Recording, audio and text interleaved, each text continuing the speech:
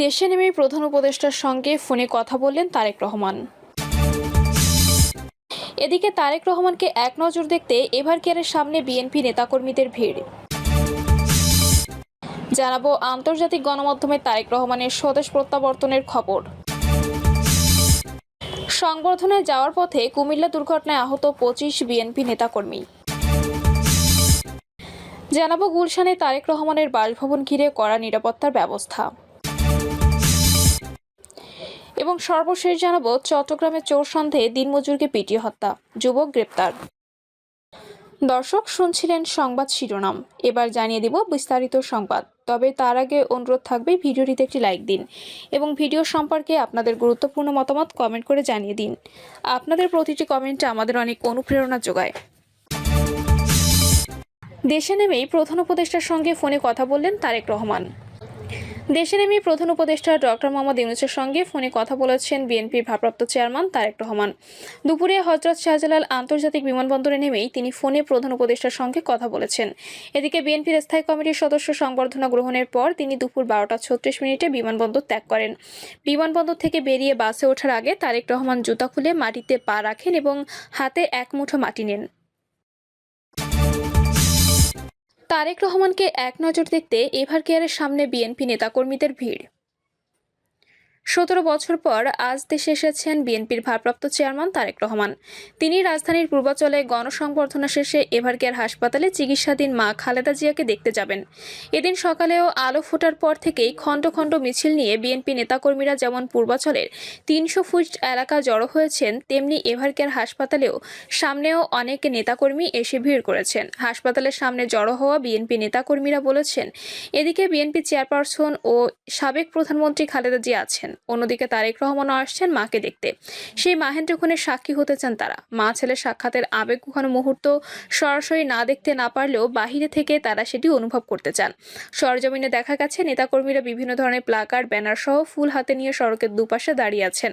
তারা তারেক রহমান ও খালেদা জিয়াকে নিয়ে নানা স্লোগান দিচ্ছেন। এভারকেয়ারের সামনে কথা হয় বিএনপির এক কর্মীর সঙ্গে। তিনি বলেন, আমাদের মা খালেদা এখানে আছেন, আমাদের নেতা মাকে দেখতে আসবেন, আমাদের নেতাকে এক নজরে দেখতে পাবো, মা ছেলের সাক্ষাৎ হবে, এটার সাক্ষী হতে এখানে এসেছি। ঢাকা মহানগর বিএনপির কর্মী মোহাম্মদ সাদিক জানান, আমাদের বেশিরভাগ নেতাকর্মী পূর্বাচলে গণসংবর্ধনায় আছে, এখানেও অনেকে সকাল থেকে আসা শুরু করেছে। আমাদের নেতা দেশে এসেছে, তাকে বরণ করার জন্য বিএনপি নেতাকর্মীরা যে যেখানে পারছে সেখান থেকে স্বাগত জানাতে প্রস্তুত। কিশোরগঞ্জ থেকে আসা বিএনপি কর্মী আব্দুল হান্নান বলেন, ছেলে মাকে দেখতে হাসপাতালে আসবে, সেজন্য এখানে আসছি, অপেক্ষা করছি আমাদের নেতা আসবে। বিএনপি নেতাকর্মীদের আজ ঈদের দিন।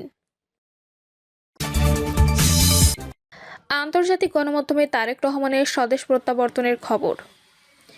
দীর্ঘ 17 বছর পর দেশে ফিরছেন বিএনপির ভারপ্রাপ্ত চেয়ারম্যান তারেক রহমান। তার সঙ্গে দেশে ফিরছেন স্ত্রী ডক্টর জোবাইদা রহমান এবং কন্যা ব্যারিস্টার জাইমা রহমান।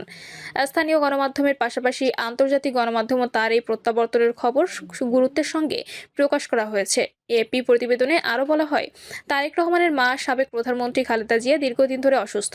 বয়স 80 বছর হলেও তিনি গত নভেম্বরে ঘোষণা দিয়েছিলেন যে 2026 সালে 12 ফেব্রুয়ারি জাতীয় নির্বাচনে প্রচারণায় অংশ নেবেন।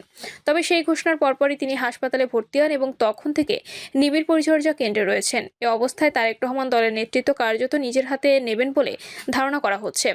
আল জাজিরার প্রতিবেদনে বলা হয়েছে, বিএনপি তার নেতা প্রত্যাবর্তনকে ঘিরে রাজধানীতে ইতিহাসের অন্যতম বড় সমাবেশ আয়োজনের প্রস্তুতি নিচ্ছে। দলটির দাবি, প্রায় 50 লাখ নেতাকর্মী ও সমর্থক ঢাকায় জড়ো হয়ে তারেক রহমানের স্বাগত জানাতে পারে।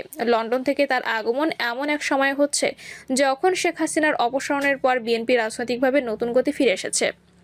রয়টার্স আরও জানায়, তারেক রহমানের প্রত্যাবর্তনের পেছনে রাজনৈতিক পরিবর্তনের পাশাপাশি ব্যক্তিগত কারণ রয়েছে। তার মা দীর্ঘদিন ধরে গুরুতর অসুস্থ থাকায় পরিবার ও দলের পক্ষ থেকে দেশে ফেরাকে জরুরি মনে করা হয়েছে।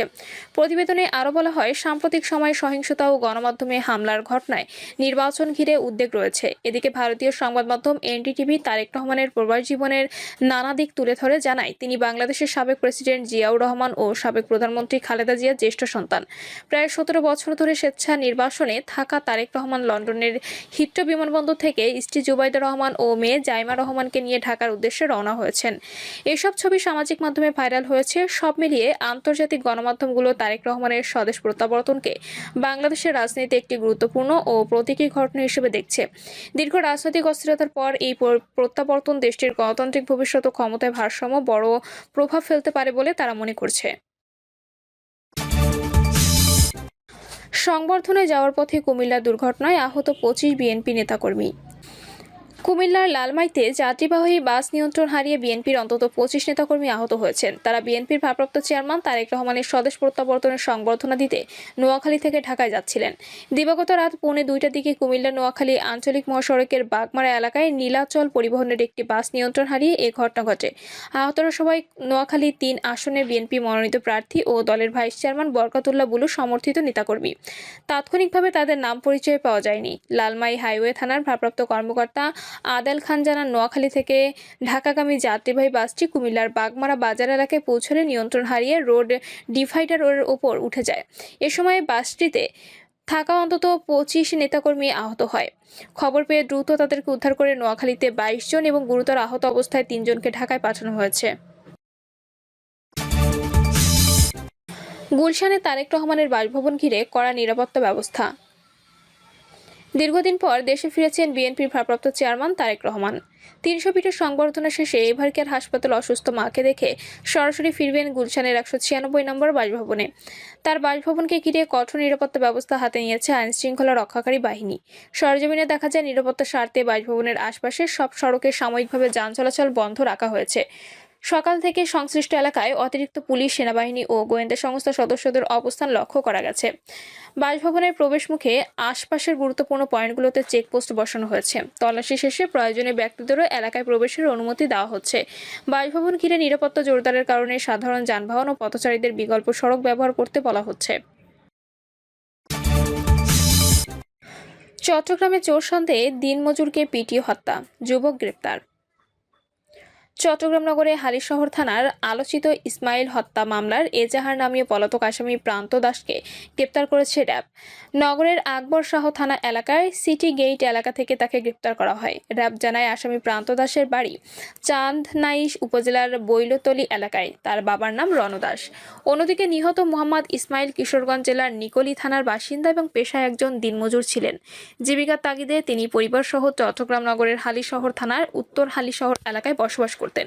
গত 22 অক্টোবর ভোর আনুমানিক 4টার দিকে মোহাম্মদ ইসমাইল হালিশহর থানার বারুণীঘাট এলাকায় মা কর্পোরেশন নামে একটি বেকু গ্যারেজ এলাকায় গেলে সেখানে অবস্থানরত প্রান্ত দাস ও তার সহযোগীরা তাকে চোর সন্দেহে আটক করে। এরপর তাকে গ্যারেজের ভেতরে রশি দিয়ে বেঁধে লোহার রড ও লাঠিসোঁটা দিয়ে মারধর করা হয়। এতে ইসমাইল গুরুতর আহত হন। পরে তার শারীরিক অবস্থার অবনতি হলে গ্যারেজ মালিক শাহাবুদ্দিনকে খবর দেওয়া হয়। তিনি ঘটনাস্থলে এসে ভুক্তভোগীকে পরিবারের সহায়তায় চট্টগ্রাম মেডিকেল কলেজ হাসপাতালে ভর্তি করেন।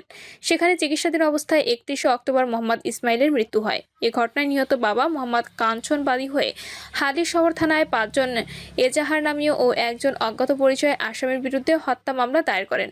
চট্টগ্রামের র্যাবের সহকারী পরিচালক ও ARM মোজাফফর হোসেন বলেন, মামলার পর থেকে পলাতক আসামিদের গ্রেপ্তার করতে গোয়েন্দা নজরদারি ও ছায়া তদন্ত শুরু করা হয়েছে। গোপন সংবাদের ভিত্তিতে জানা যায়, মামলার 4 নম্বর এজাহার নামীয় আসামি প্রান্ত দাস নগরের আকবর শাহ থানা এলাকায় অবস্থান করছে। এ তথ্যের ভিত্তিতে অভিযান চালিয়ে তাকে গ্রেপ্তার করা হয়। পরে আইনানুগ ব্যবস্থা গ্রহণের জন্য আসামিকে হালিশহর থানা পুলিশের কাছে হস্তান্তর করা হয়েছে। প্রিয় দর্শক, এই ছিল এখনকার সর্বশেষ সংবাদ। আপডেট সব সংবাদ পেতে চ্যানেলটি সাবস্ক্রাইব করে বেল আইকনটি ক্লিক করে রাখুন।